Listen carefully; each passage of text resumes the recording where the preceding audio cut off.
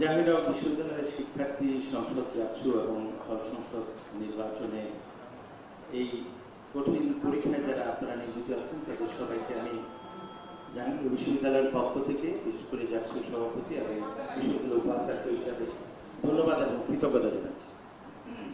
অমানবিক পরিশ্রম করে আমাদের এই কাজটি করতে হয়েছে। আপনারা জানেন একটি অভিযোগের প্রেক্ষিতে মেশিন ব্রিড করার যে প্রক্রিয়াটা ছিল সেটা নির্বাচন কমিশন স্থগিত করেছে, আমি অবগত হয়েছি।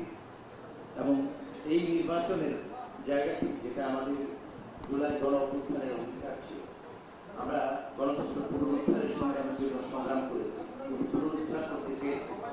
সেটা বিশ্ববিদ্যালয়গুলোর মাধ্যমে শুরু হয়েছে, সেটা আমরা একটি অংশীদার কাজ শুরু হয়েছে, যা শুরু হচ্ছে। এর মাধ্যমে আসলে 24-এর গণ অভ্যুত্থানের যে গণ আকাঙ্ক্ষা তৈরি হয়েছে সেটা আসলে পরিপূর্ণ হবে। আমি বিশ্বাস করি সেই চেতনার জায়গা থেকে আপনারা অতিরিক্ত পরিশ্রম করে যাচ্ছেন। আমি ব্যক্তিগতভাবে জাতীয় সভাপতি হিসাবে আমি এখানে অবস্থান করছি আশেপাশে। আমি আপনাদের শারীরিকভাবে আমার পাচ্ছি না, কিন্তু আমি হৃদয় দিয়ে আপনাদের পাশে আছি। মনে রাখবেন 2000 ছাত্র জনতার যে রক্ত, সে রক্ত আছে এবং তারা রক্ত দিয়েছে হচ্ছে বাংলাদেশটাকে নতুন করে গড়বার জন্য।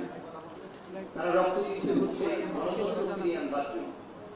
আমরা বিশ্ববিদ্যালয় থেকে শুরু করে জাতীয় পর্যায় পর্যন্ত গণতন্ত্র ফিরিয়ে আনতে চাই এবং আপনাদের সক্রিয় সহযোগিতা যেভাবে আগে পেয়েছি এই সহযোগিতা অব্যাহত থাকবে সেটা আশা করি। আপনাদের যে কোনো ধরনের প্রয়োজন নির্বাচন কমিশন পূরণ করবার ক্ষেত্রে প্রশাসনের পক্ষ থেকে আমার যে সহযোগিতা করা প্রয়োজন আমি সার্বক্ষণিক উপস্থিত থেকে এবং অন্য লজিস্টিক সাপোর্ট দিয়ে থাকবে অঙ্গীকার ব্যক্ত করছি।